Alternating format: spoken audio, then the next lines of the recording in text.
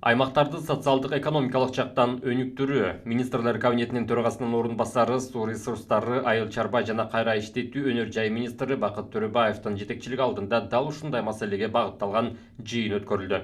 Отурумга президенттин облустагы ыйгарым укуктуу өкүлдөрү, райондук мамлекеттик администрациялардын башчылары, акимдер жана жергиликтүү өз алдынча башкаруу органдарынын башчылары онлайн форматта катышты. Жыйында аймактарды социалдык экономикалык жактан өнүктүрүү аркылуу жалпы жарандардын жашоо шартын жакшыртууга болоору белгиленип, өзгөчө транспорт, энергетика, суу ресурстары, санариптештирүү, өнөр жай, инвестиция, ири долбоорлорду ишке ашыруу, жаңы жумуш орундарын түзүү, инвентаризация жүргүзүү, айыл чарба жерлерин натыйжалуу пайдалануу маселелери каралды.